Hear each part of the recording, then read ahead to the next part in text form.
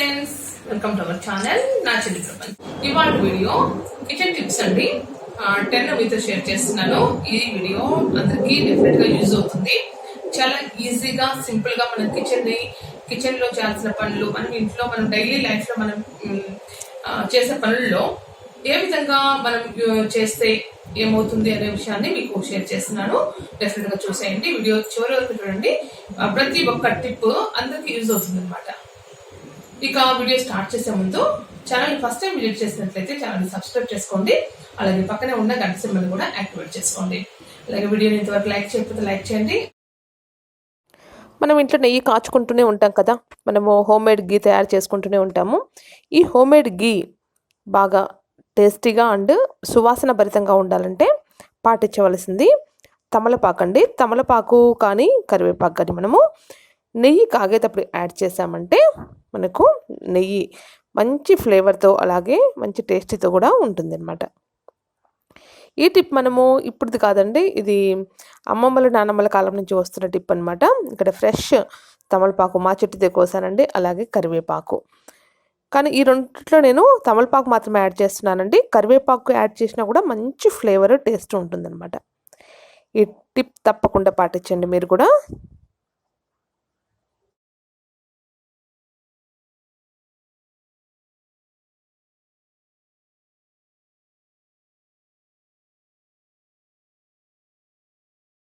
ఇక tip number 2 అండి. ఇక్కడ ఏంటంటే పాలు కాగేటప్పుడు పొంగు వచ్చే టైంలో మనం ఈ విధంగా గరిటె వేసామంటే అవి పొంగకుండా అలాగే మరుగుతూ ఉంటాయండి.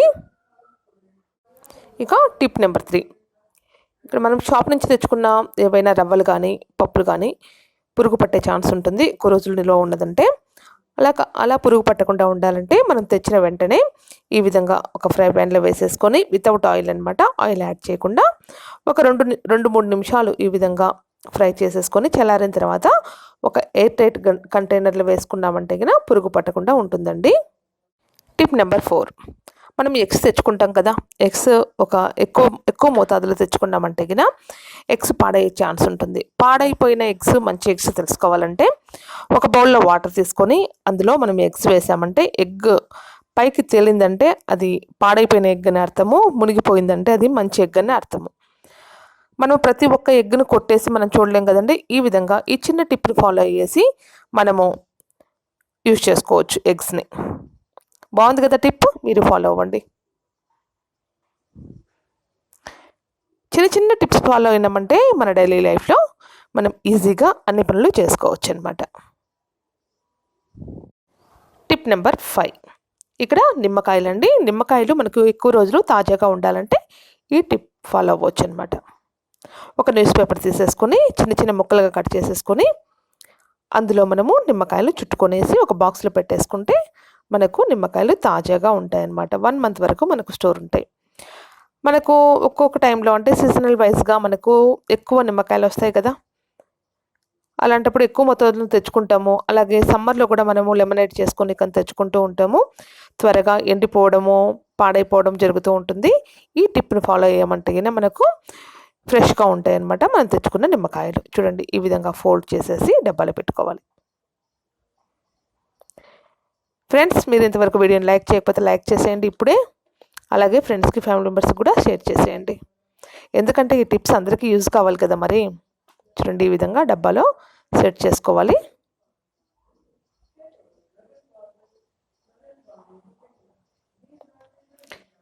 Simple and easy tips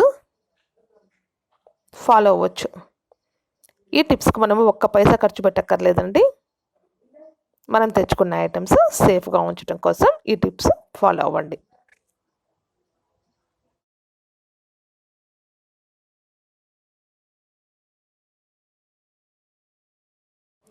tip number 6,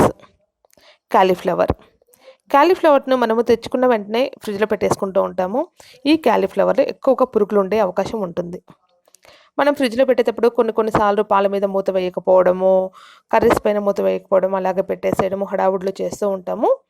ఇందులో ఉన్న పురుగులు మనకు క్యాలీఫ్లవర్లో ఉన్న పురుగులు మనకు ఫుడ్ ఐటమ్స్లో పడే ఛాన్స్ ఉంటుంది.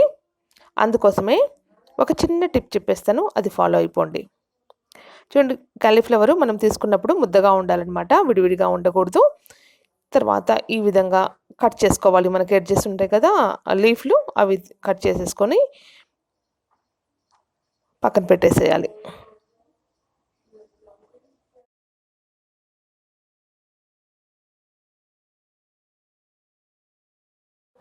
చూడండి, ఈ విధంగా మొత్తం కట్ చేసుకోవాలి.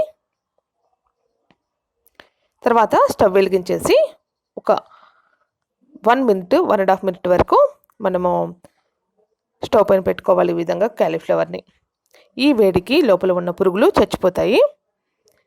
తర్వాత మనము డైరెక్ట్గా ఫ్రిడ్జ్లో పెట్టేసుకోవచ్చు. పువ్వుకు ఎటువంటి ప్రాబ్లము ఉండదండి. చూడండి, 1.5 మినిట్ తర్వాత స్టవ్ బంద్ చేశాను.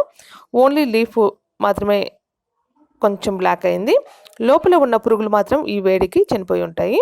దీన్ని ఈ విధంగా డైరెక్ట్గా మనం ఫ్రిడ్జ్లో పెట్టేసుకొని ఎప్పుడు కావాలంటే అప్పుడు మనము యూజ్ చేసుకోవచ్చు. భలే ఉంది కదా టిప్, మీరు కూడా ఫాలో అవ్వండి.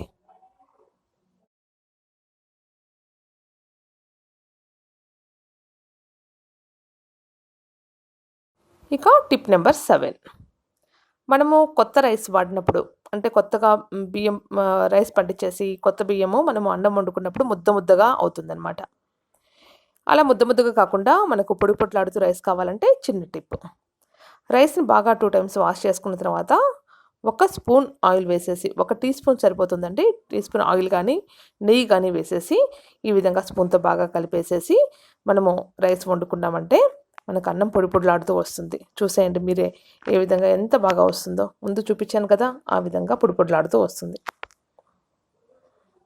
రైస్ కడగక ముందు యాడ్ చేయకూడదండి ఆయిల్, కడిగిన తర్వాత మాత్రమే యాడ్ చేయాలి. తర్వాత ఈ విధంగా రైస్ కుక్కర్లో వేసేసుకొని మనము అన్నం వండుకోవచ్చు. ఇది మనం పొయ్యి పైన కూడా వండుకోవచ్చు అండి. రైస్ కుక్కర్లో పొడితేనే పొడి పొడిలాడుతూ వస్తుందనేది లేదు. మనము స్టవ్ పైన కుక్ చేసినా కూడా మనకు ఈ విధంగా చూడండి, ఈ విధంగా మనకు పొడి పొడిలాడుతూ వస్తుంది. ఇక టిప్ నెంబర్ 8, మనం టీ కాచిన తర్వాత టీ లీవ్స్ మనము డస్ట్బిన్లో పడేస్తూ ఉంటాము. ఆ విధంగా కాకుండా మనం ఈ టీ లీవ్స్ను ఎండబెట్టేసి మనకు చెట్లకు ఎరువుగా మనం వాడుకోవచ్చు అనమాట. చూడండి, ఈ విధంగా నేను ఇందులో షుగర్ యాడ్ చేయలేదండి. షుగర్ యాడ్ చేస్తే మనము దీన్ని టీ లీవ్స్ని మొత్తం వాష్ చేసేసి ఎండబెట్టుకోవాలి. నేను షుగర్ అయితే యాడ్ చేయను కాబట్టి ఈ విధంగా ప్లేట్లో తీసేసుకొని డైరెక్ట్గా ఎండలో పెట్టేసుకొని ఎండిన తర్వాత ఇది ఎన్పికే పౌడర్ చేసేసుకోవచ్చు అనమాట. అందుకు యూజ్ అవుతుంది, అందుకోసమే ఈ విధంగా తీస్తున్నాను. మీరు కూడా గార్డెనింగ్ మెయింటైన్ చేస్తున్నట్లయితే ఈ విధంగా ఈ టీ లీవ్స్ని పడేయకుండా యూజ్ చేసుకోండి.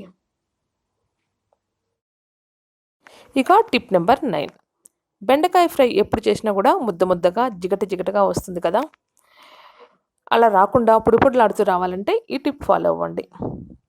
బెండకాయ ఫ్రై చేసేటప్పుడు ఒక నిమ్మదబ్బ, అంటే ఒక హాఫ్ లెమన్ జ్యూస్ మనం ఇందులో యాడ్ చేసామంటే గిన పొడి పొడిలాడుతూ వస్తుంది. నేను బెండకాయ ఫ్రైలో కాజు కూడా యాడ్ చేశానండి, కాజు నట్స్. చూడండి, యాడ్ చేసిన తర్వాత ఎంత పొడి పొడిలాడుతూ వచ్చిందో. ఇంకా ఇందులో మనకు కావాల్సిన మసాలా ఇంగ్రీడియంట్స్ యాడ్ చేసేసుకొని మనం సర్వ్ చేసుకోవడమే. చివరిలో కూడా చూపిస్తాను, చూసేయండి, చాలా పొడి పొడిలాడుతూ టేస్టీగా వస్తుందన్నమాట. ఈ బెండకాయ ఫ్రైలో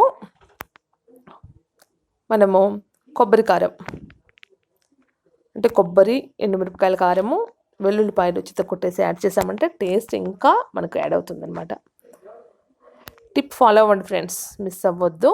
బెండకాయ ఫ్రై అంటే ఇష్టపడిన వాళ్ళు ఎవరుంటారు చెప్పండి. బెండకాయ ఫ్రై, ఆలు ఫ్రై పిల్లలకు ఈ విధంగా చేసి పెట్టామంటే చాలా ఇష్టంగా తింటారనమాట. ఫాలో అవ్వండి టిప్.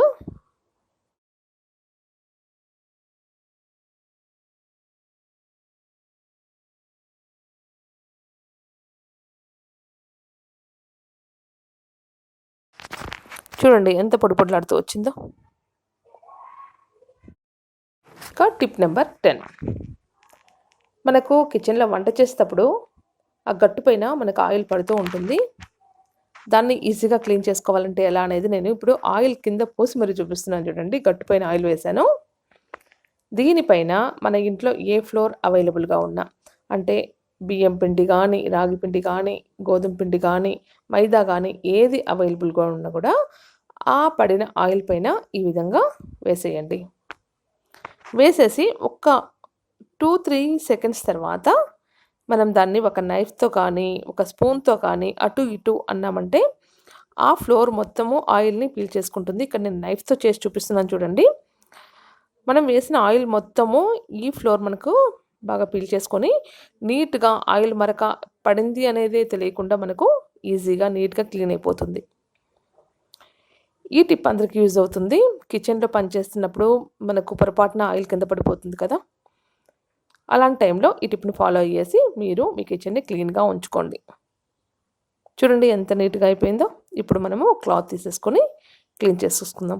ఇక్కడ జిడ్డు అనేది తెలియదండి, నీట్గా క్లీన్ అయిపోతుంది. ఇవండి ఇవాళ tips, 10 tips, useful kitchen tips. మీకు అందరికీ యూజ్ అవుతాయన్న నమ్మకంతో నేను షేర్ చేస్తున్నాను.